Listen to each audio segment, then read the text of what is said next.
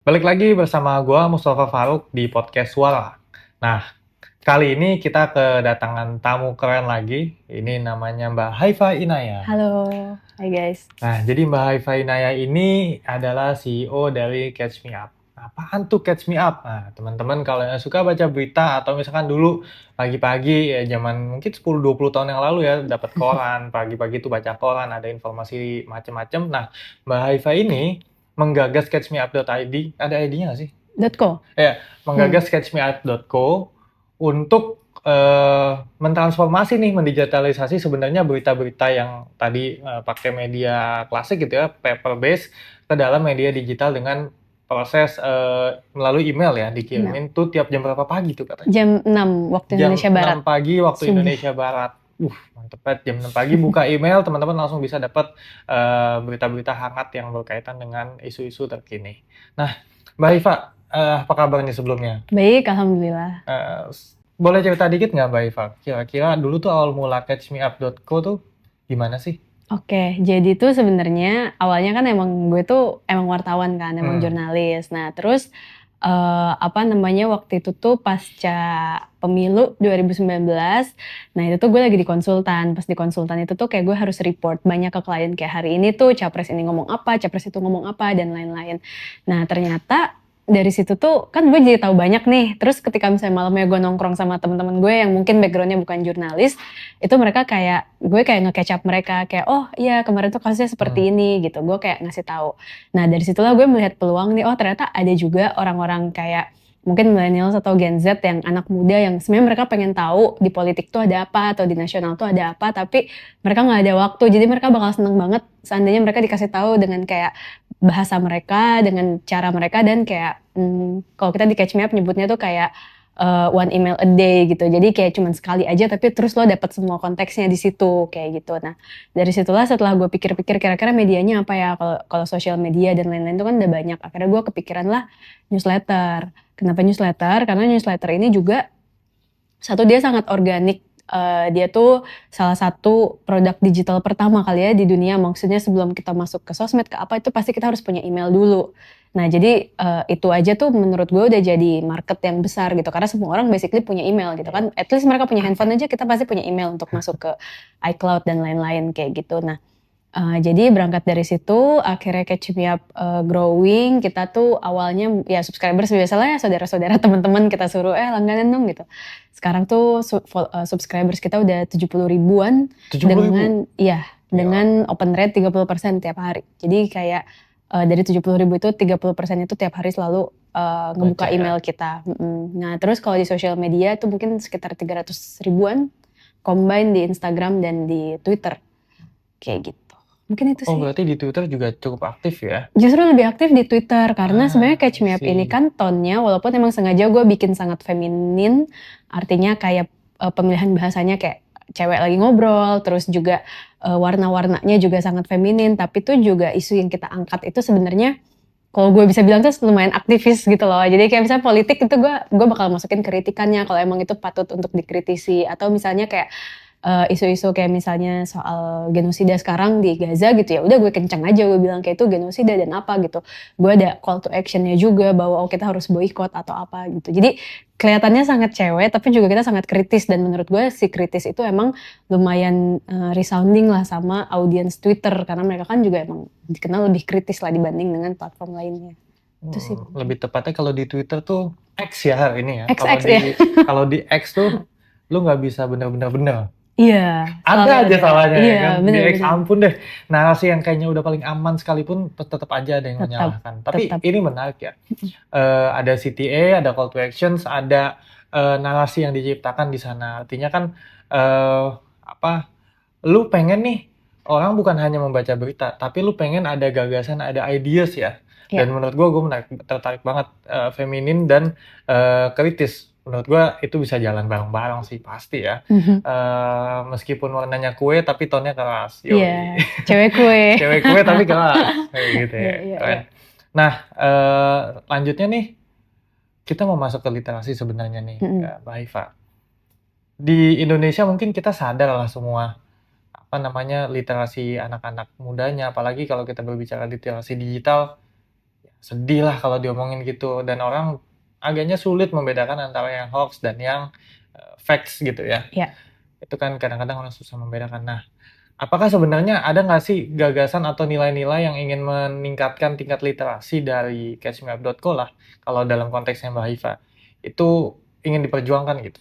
Iya, kalau di Catch Me Up tuh emang itu ide utamanya emang itu datang dari ya kita pengen meningkatkan literasi balik lagi ya ke target audiens kita which is perempuan, Gen Z, millennials. Kenapa perempuan? Karena gue juga ngelihat di landscape media Indonesia ini biasanya perempuan itu bukan ada di posisi pucuk pimpinan gitu. Ada sih yang jadi CEO, ada yang jadi director gitu, tapi lebih banyak laki-laki. Itu satu. Yang kedua, sebenarnya menurut gue kondisi itu sangat bahaya karena jadinya media itu tone-nya kalau nggak dia netral, dia sangat maskulin. Dan ketika itu maskulin untuk isu-isu yang sebenarnya gender sensitif kayak misalnya kekerasan seksual atau untuk mengkampanyekan misalnya undang-undang kekerasan seksual, itu mereka jadi tone deaf menurut gue karena ya itu perspektifnya perspektif cowok yang sebenarnya tidak dirugikan sama sekali gitu kan. Sedangkan beda dengan perempuan yang mungkin mereka bisa lebih sensitif. Nah itu sebenarnya ide awal gue bikin Catch Me Up tuh, gue pengen cewek-cewek tuh bisa lebih nggak cuman mereka didengar kita udah sering cewek tiba-tiba jadi apa misalnya dia jadi narsum atau apa,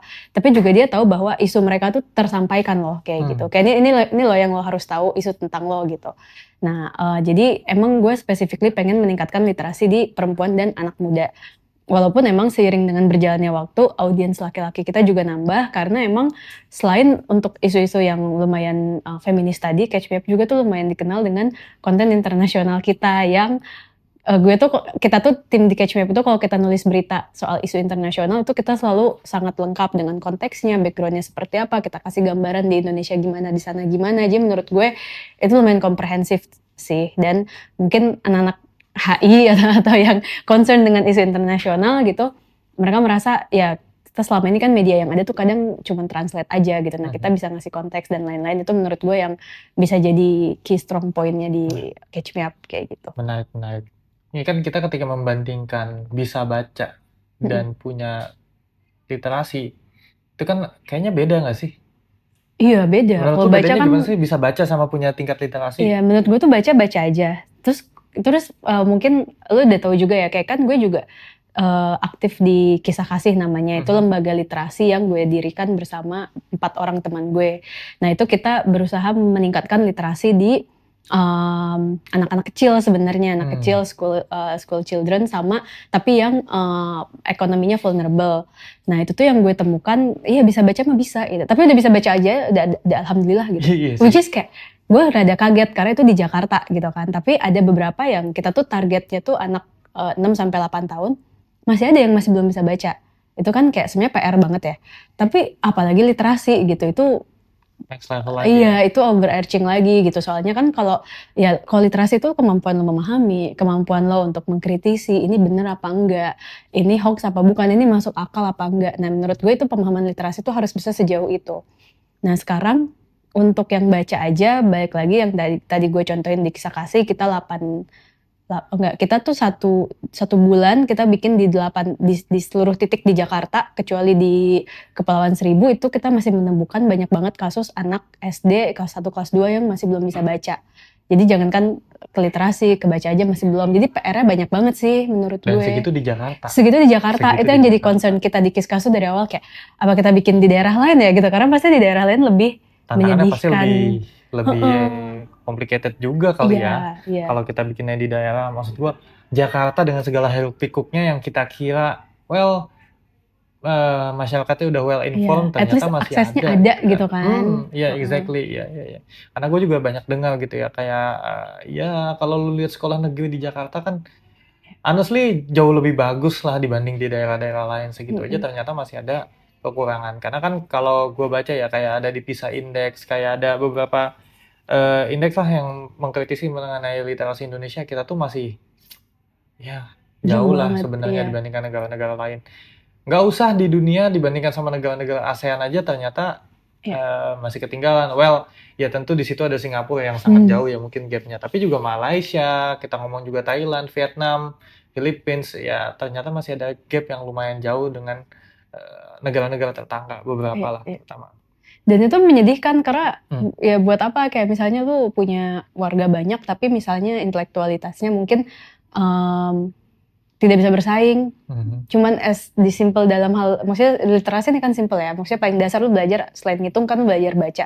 Misalnya dalam hal itu aja kualitas lo kurang, ya gimana kita mau bersaing gitu kan. Apalagi warga banyak, kerjaan dikit zaman sekarang gitu. Jadi kayak ini menurut gue salah satu pressing ya, isu pendidikan yang sangat pressing buat pemerintah dan sebenarnya mereka harusnya sih kita hal ini dapat perhatian lebih banyak ya.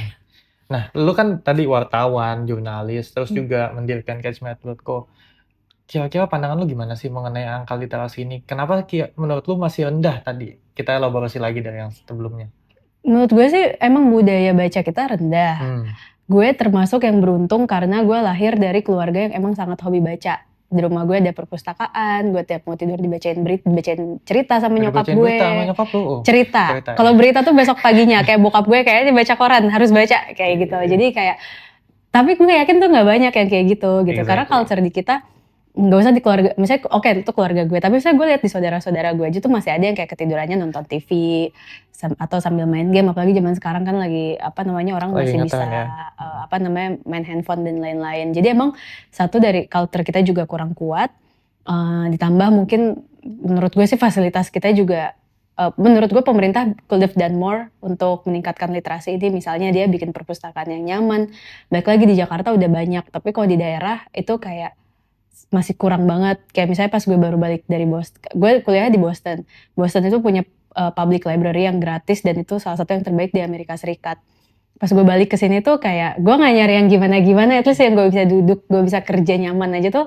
Ya gue harus ke Jakarta gitu, gue di Bogor. Jadi kayak itu aja tuh sangat timpang. Maksudnya bukan berarti lo harus kayak di Boston, cuman maksud gue pemerintah tuh bisa kok dia misalnya bikin satu tempat belajar yang nyaman, yang orang bisa kesana tanpa harus WFC misalnya di kafe, tapi kayak mereka bisa produktif di sana. Dan menurut gue itu tanggung jawabnya ya, karena kan emang salah satu tugas pemerintah kan mencerdaskan masyarakat ya, itu salah satunya sebenarnya menurut gue.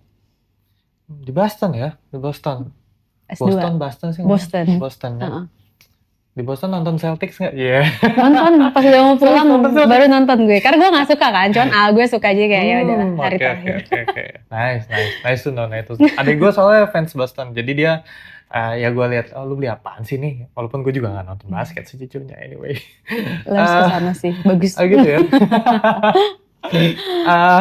Itu gue jadi salah fokus. Tapi menarik ya ketika kita ngomong ada peran pemerintah, berarti kan benar ya. Gue punya hipotesis di mana sebenarnya pemerintah tuh bisa melakukan mungkin almost anything ya. Iyalah. And everything ya dengan resource yang dia punya, APBN, APBD. Ini kan persoalan masalah political will dan public policy yang tepat sasaran, tepat guna, dan tepat waktu mungkin ya. Kadang-kadang udah perencanaan bagus, kagak jadi-jadi. Itu kan juga suka kejadian. Keburu selesai 5 tahun. Iya gitu.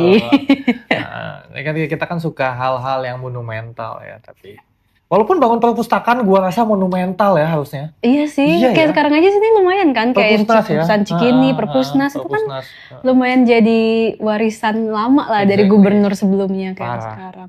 Perpusnas emang yang bangun gubernur ya? Bukan gubernur, maksud gue Cikini, Perpus Cikini. Kalau Perpusnas pemerintah pusat sih itu. Ya kalau ada yang suka ke Perpusnas main ke lantai 20-an tuh di atas itu ada ada balkonnya tuh. Nontonnya ngeliat ke Monas. Sebenarnya kalau teman-teman ini ngiklan ya, karena penting juga ini.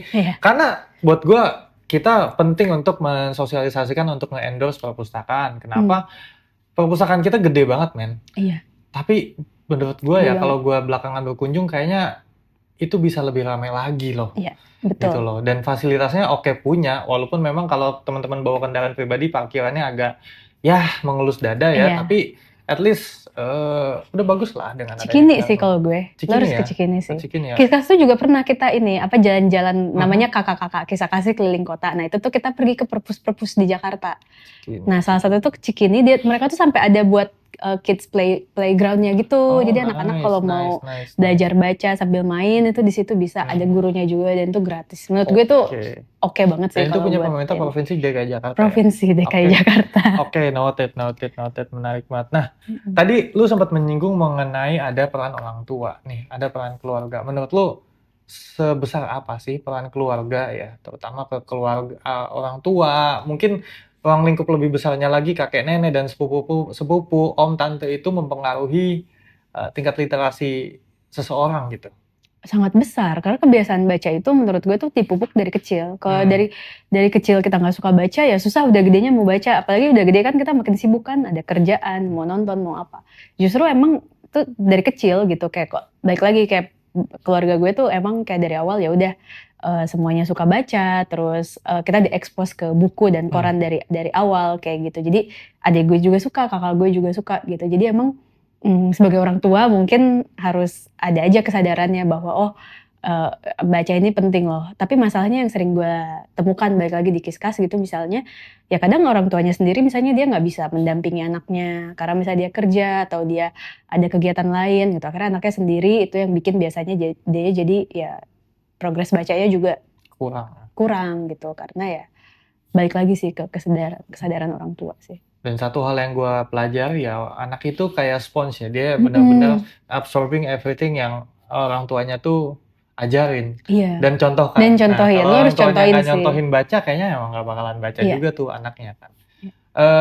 Dan lagi-lagi ini menarik banget ya ketika kita ngomongin isu literasi, apalagi ketika transforming ke dunia digital. Gue tertarik banget bagaimana lu menerjemahkan platform yang tadi tradisional ya, paper base ke online base itu tanpa menghilangkan esensi berita yang utuh gitu.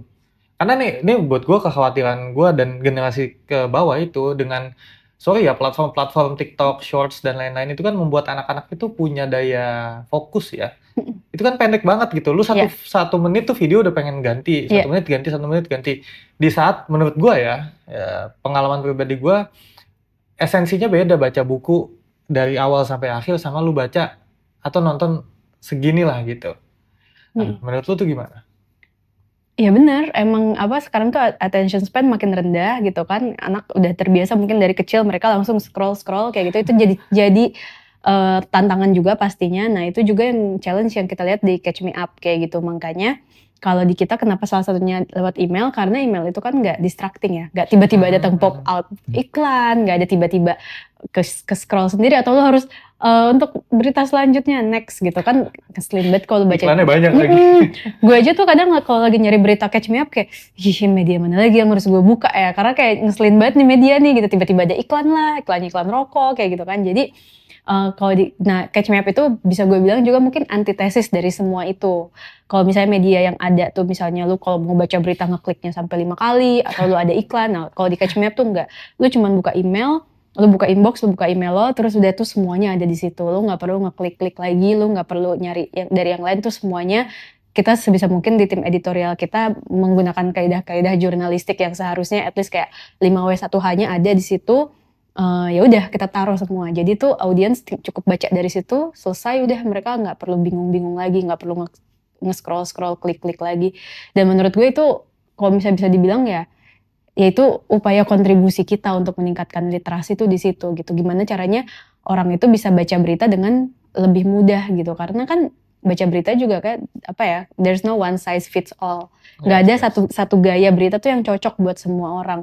Saya gue suka berita yang pendek, yang cepet pendek kayak Detik. Lo suka misalnya kayak Tirto yang agak panjang, atau misalnya siapa suka yang kayak Tempo yang analytical dan lain-lain. Nah, menurut gue yang nggak ada salahnya juga gue bikin style dengan gaya Catch Me Up seperti ini yang ternyata ya banyak yang suka juga gitu, karena menurut mereka gue kadang nggak ngerti, tapi di Catch Me Up udah dijelasin semua dengan simple, dengan gaya bahasanya yang nyaman untuk dibaca kayak gitu. Jadi ya sah-sah aja sih selama ya itu tadi kita bisa meningkatkan literasi orang tersebut, audiensnya gitu.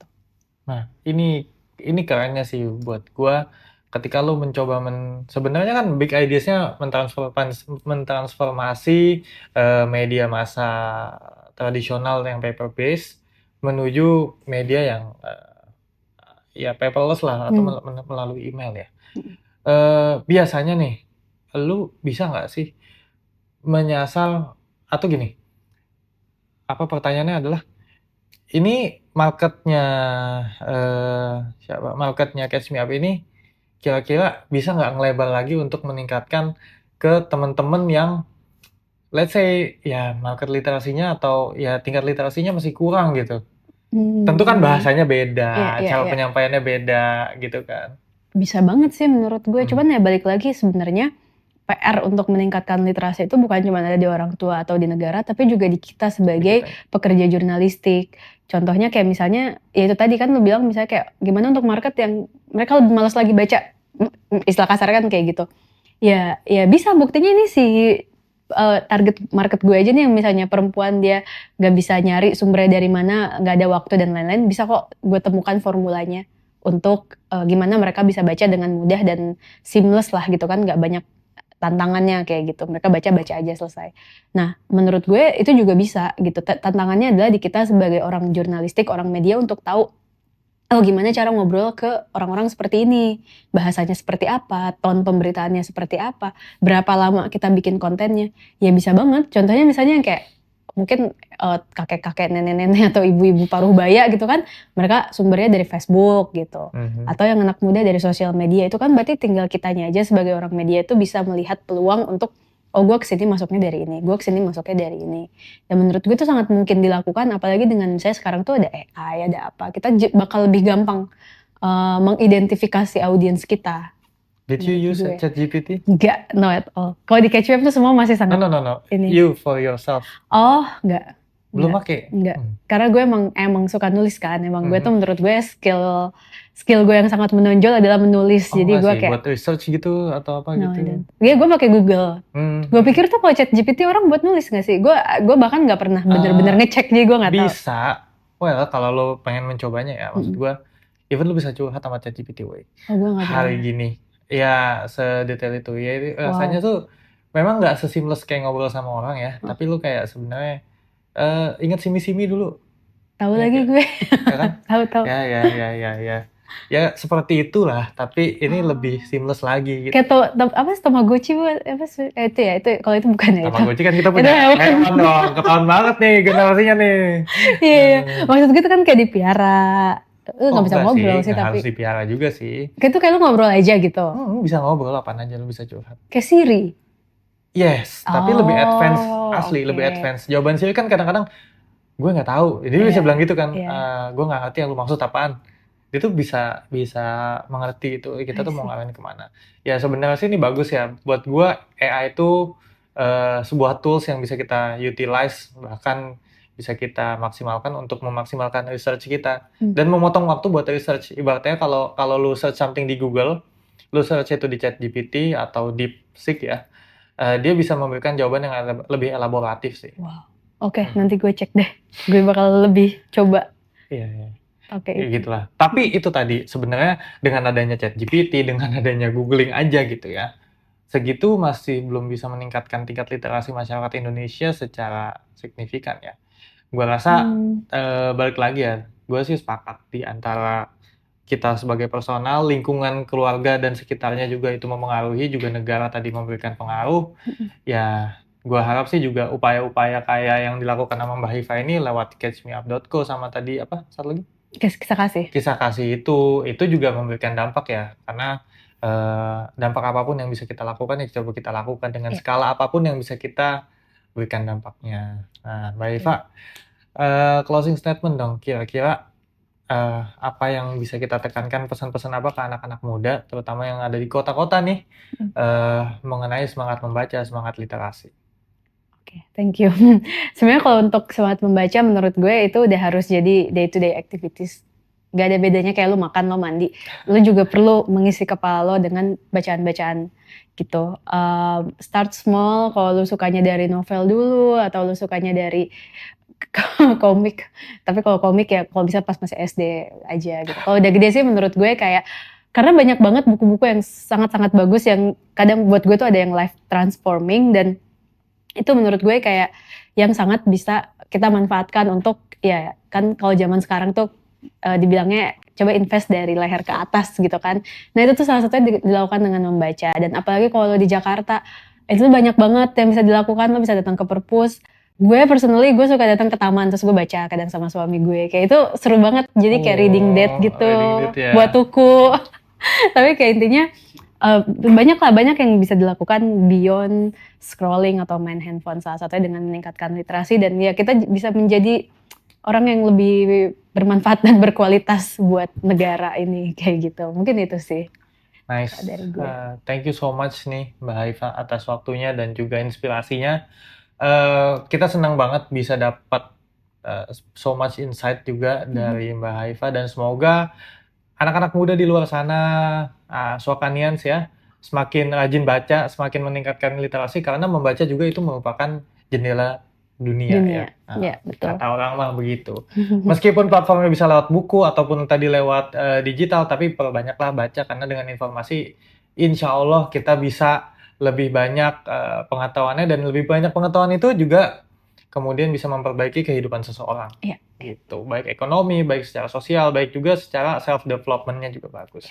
Mungkin follow Catch Me Up di Instagram, di Twitter, ikutin konten-konten kita terus. Mungkin itu dulu, sekian kali ini podcast Suara. Thank you, see you next time Swaka. Thank you.